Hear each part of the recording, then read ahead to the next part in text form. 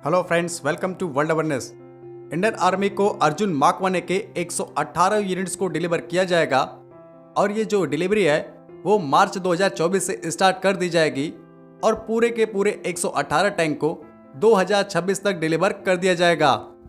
इस टैंक के जो ऑर्डर हैं यानी जो 118 टैंक के ऑर्डर हैं उन्हें इंडियन आर्मी के द्वारा 2021 में दिया गया था। इससे पहले भी इंडियन आर्मी के द्वारा अर्जुन मार्क 1 का ऑर्डर दिया गया था जो 124 की संख्या में थे और इन पूरे के पूरे 124 टैंक को इंडियन आर्मी को पहले ही डिलीवर किया जा चुका है और वो इंडियन आर्मी में अपनी सर्विस भी दे रहे हैं। लेकिन फिर भी आप सोच रहे होंगे कि ये चूंकि हमारा इंडिजीनियस टैंक है यानी इसे स्वदेश रूप से बनाया गया है, फिर भी इंडियन आर्मी के द्वारा इसके सिर्फ 118 यूनिट का ही ऑर्डर क्यों दिया गया, जबकि वहीं पे जो हम रशियन टैंक इस्तेमाल करते हैं जैसे T-19 वो लगभग 1500 से ज़्यादा की संख्या में इंडियन आर्मी में इस्तेमाल किए जाते हैं। तो ये अर्जुन टैंक को ज़्यादा से ज़्यादा इंडियन आर्मी में क्यों नहीं शामिल किया जा रहा है?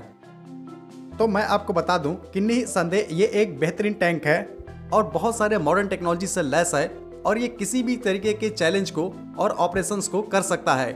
लेकिन इस टैंक में एक बहुत बड़ी खामी है, वो है इसका वजन। इस टैंक का वजन 68 टन का है जो कि काफ़ी ज़्यादा है। अगर वहीं पे हम देखें T-19 का वजन, तो T-90 टैंक का जो वजन है वो 48 से लेकर 54 टन के बीच में है, जो कि इससे काफ़ी ज़्यादा हल्का है। अब आप सोच रहे होंगे कि अगर ये इतना वजनी टैंक है तो क्या प्रॉब्लम है?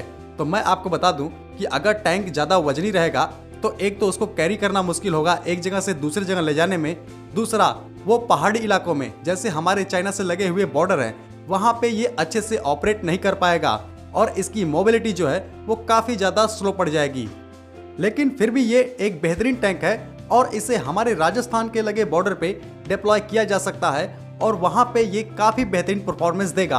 और कई सारे एक्सरसाइज में देखा भी गया है कि इस टैंक ने रशियन T-90 टैंक को आउट परफॉर्म कर दिया है और हर तरीके से T-19 से बेटर निकल के आया है। इसीलिए इंडियन आर्मी ने इसके 118 यूनिट्स का ऑर्डर दिया है ताकि उन्हें राजस्थानी इलाकों में तैनात किया जा सके जो हमारे पाकिस्तान से लगे हुए बॉर्डर हैं। अब हम आपको इस टैंक के फायर पावर के बारे में भी बता देते हैं। Arjun mark 1 tank Arjun mark 1 का ही एक अपग्रेडेड वर्जन है जिसमें लगभग 72 मेजर इंप्रूवमेंट किए गए हैं। इस टैंक में प्रोटेक्शन के लिए एक्टिव प्रोटेक्शन सिस्टम और एक्सप्लोजिव रिएक्टर आर्मर का इस्तेमाल किया गया है जो इसके क्रू मेंबर्स को बेहतरीन प्रोटेक्शन प्रोवाइड करता है। अगर हम इसके क्रू मेंबर्स की बात करें तो इसको ऑपरेट करने के लिए 4 क्रू मेंबर्स की जरूरत पड़ती है। इस टैंक के जो वेपन सिस्टम है वो पूरी तरीके से रिमोटली ऑपरेटेड है, यानी क्रू मेंबर्स के द्वारा उन्हें रिमोट से भी आसानी से ऑपरेट किया जा सकता है। अगर हम इसके मेन गन की बात करें तो इसमें एक 120 mm की मेन गन लगी है जो कई प्रकार के एम्यूनिशन को फायर करती है और उसके साथ साथ ये एंटी टैंक गाइडेड मिसाइल को भी फायर कर सकती है। इस टैंक में लाहत एंटी टैंक गाइडेड मिसाइल का इस्तेमाल किया जाता है।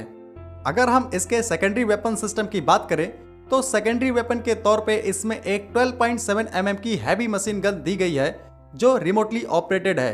ये machine gun air defence system का भी काम करती है, यानी ये किसी एरियल टारगेट को भी आसानी से शूट डाउन कर सकती है। इसके अलावा इसमें एक 7.62 mm की कोएक्सियल गन भी लगी हुई है। इन सभी वेपन्स के साथ साथ इस टैंक में स्मोक ग्रेनेड लॉन्चर भी दिए गए हैं जो 12 की संख्या में है। आप सोच रहे होंगे कि ये स्मोक ग्रेनेड लॉन्चर क्या होते हैं, तो हम आपको बता दें कि ये ऐसे तरीके का ग्रेनेड होता है जो स्मोक को पैदा करता है और इसका इस्तेमाल दुश्मन से छिपने के लिए किया जाता है।